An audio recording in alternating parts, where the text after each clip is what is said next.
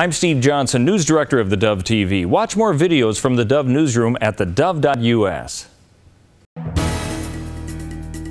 Good morning, I'm Steve Johnson. With a reminder to get our app on your smartphone or tablet, you can also watch the Dove on our website or on our Roku channel. Making news today, the fire has passed through and now California homeowners are seeing the evidence of the damage left in the wake. Many residents of Middletown, California have returned to their homes to find them reduced to rubble by a wildfire. The fire and another in Gold Rush country of the Sierra Nevada foothills have destroyed at least 720 homes and hundreds of other structures and displaced 23,000 people. Since Saturday, the fire that swept through Middletown and other parts of rural Lake County have consumed more than 95 square miles. European nations have agreed on an initial relocation of some 32,000 refugees away from Italy and Greece to other nations in the bloc.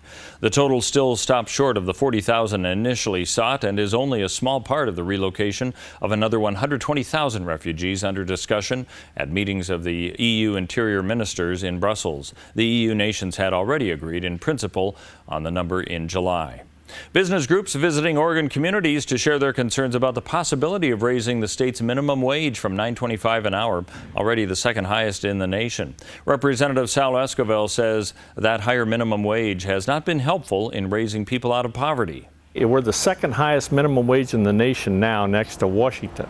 And yet we have one of the highest rates of food stamps recipients, and we have one of the highest rates of welfare recipients. So obviously this system isn't working with the high wage. Now 1 in 17 Oregon workers make minimum wage. An increase to $13.50 an hour would change that figure to 1 in 3.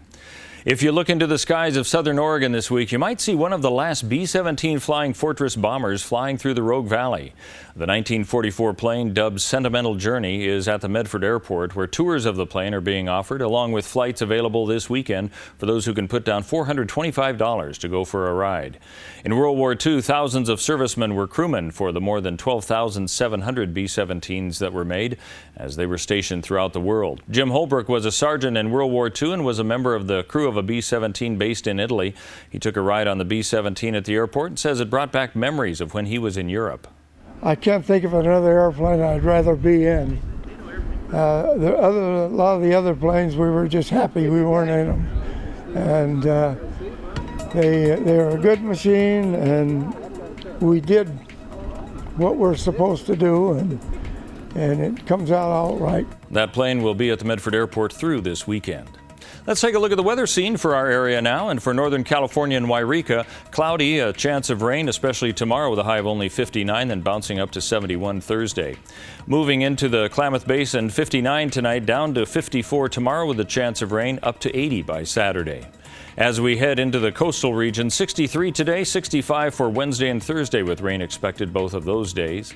In the Bend area of central Oregon, 60 degrees and cloudy today, then 58 for Wednesday and Thursday, a good chance for rain, jumping back up to 76 by Saturday. And for southern Oregon, in the Medford area, 67 today, a slight chance of rain, better chance tomorrow with a high of 65, could get up to 87 degrees on Saturday. Lows overnight will be all in the 40s. That's a look at news and weather right here on the Dove.